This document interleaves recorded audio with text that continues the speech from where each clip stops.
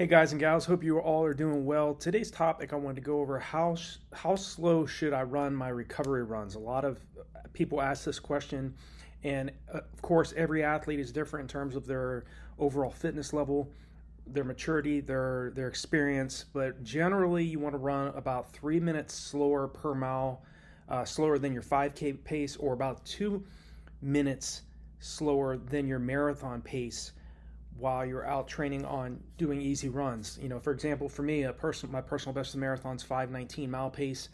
My easy runs should be right around 7:19 mile pace. But generally, a lot of my easy runs, for the most part, especially when I was at my peak, when I was in my early 30s, I ran 2:19 when I was 31 years old. I'm 47 now. Just recently turned 47.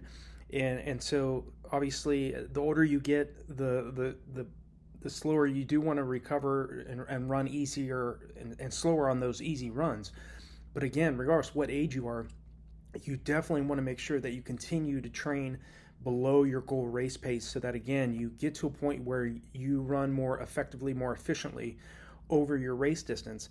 But you have to also train smart. I already know you know how to work very hard. You're already driven and motivated to get results. But to get results, you have to make sure that you're backing off during those easy days. And that is very difficult for a lot of us as athletes, middle distance runners, long distance runners, even sprinters. The tendency to want to run fast and to continually do very hard anaerobic workouts is kind of ingrained in us because, again, we're a lot of athletes, not all athletes. There's some athletes out there that are just trying to start and finish a race, maybe to run their first marathon, and they're not so much focused on qualifying for the Boston Marathon, or maybe, if they're focused on a track and field event, maybe their goal isn't to make a world championship team or to qualify for the Olympic Games. Okay, there's some athletes out there that are just trying to enjoy the sport and trying to drop weight, trying to get in better overall aerobic and anaerobic fitness, and they just want to run consistent and become more consistent with their mileage over a long period of time. But the faster you want to run, the more technical and more specific the training has to be. And so when it comes to this question of how slow should I run my recovery runs, my general recommendation is to run about 3 minutes slower than your 5K race pace, or about 2 minutes per mile slower, or slightly slower than that, than your marathon race pace.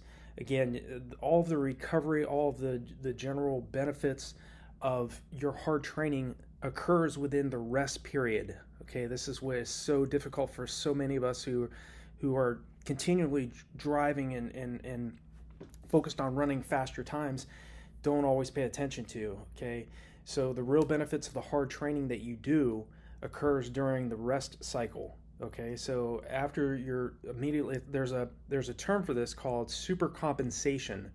I definitely recommend Googling that term. It's basically just a abbreviated definition of it is when you get finished with a hard workout, you're generally about 2 to 3 times weaker than you were prior to the start of that hard track workout or the road session that you did. But about 48 hours after you do that track or road workout, your body's about 2 times stronger than it was previous to you starting that workout. So it's absolutely essential that you take the time to slow down and on the easy recovery runs, and most importantly, to pay attention to the other things that you're doing throughout the day after that track workout is done or after that road workout is done. Are you hydrating well? Are you paying attention to your nutrition? A lot of us do not focus on the importance of making sure you stay at optimal levels in terms of your glutathione as well as iron. Okay, glutathione is the body's master antioxidant. Very few athletes know anything about it. Definitely look up glutathione, okay? Because if you're running low on that, or you're running low on iron or ferritin, which is a component of iron, you will not run up to your potential. It doesn't matter how much motivation you have.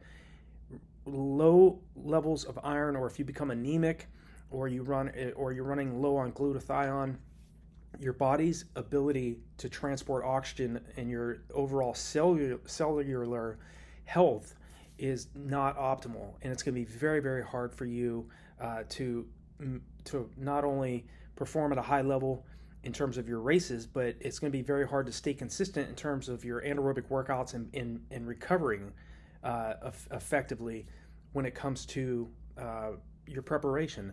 And so I highly recommend making sure that you're paying attention to, again, the fundamentals of what you're doing after the workouts are done. Recovery runs are absolutely mandatory if you want to get to the next level in the sport. If you don't learn to slow down and to relax and to take it easy on your easy days, it's going to be very hard for you to continue to do hard anaerobic long runs, tempo runs, track workouts routinely.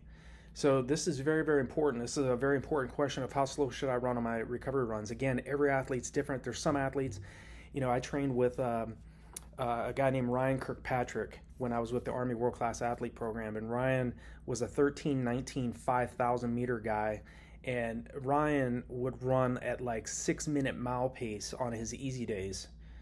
And for a 13:19 guy, I guess that is reasonable, but I still think that's pretty quick.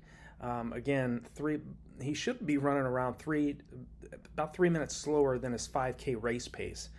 So again, every athlete's going to be different in terms of how they run on those easy days. But when I was at my peak, when I was performing at my highest level as an athlete, I would be out there jogging 7 to 8 minute mile pace on easy days. Okay, again, I was able to eventually hold 5:19 mile pace for 26.2 miles. So I knew how to run very fast over a long period of time, but it took many years to get to that point. But I also made sure that I was jogging on easy days and not taking those easy days so seriously. So make sure for your mental health as well as your physical health that you're slowing down and you're taking it easy on those recovery runs. Take these and don't take it so seriously, okay? The time to be really zeroed in and focused is on when you're doing those tempo runs, those very paced long runs, those track workouts, hill repetitions, fartlek workouts you're doing. Those are the days you really have to really lock in and stay focused and zeroed in on what you're doing. But on the easy days, take it easy and relax. They're there. Those recovery runs are there for a reason. So I hope this video answers the question of how slow should I run on my recovery runs. Just to recap, about 3 minutes slower than your 5K race pace, or about 2 minutes slower than your marathon pace. I hope this makes sense. Again, just make sure that your heart rate also, if you're wearing a heart rate monitor, again, you want to be running just a nice, relaxed, easy pace. It should be like a conversation pace. Most of the time on my recovery runs, I never even wore a watch. I didn't really care about what pace I was running. I was just jogging and taking it easy.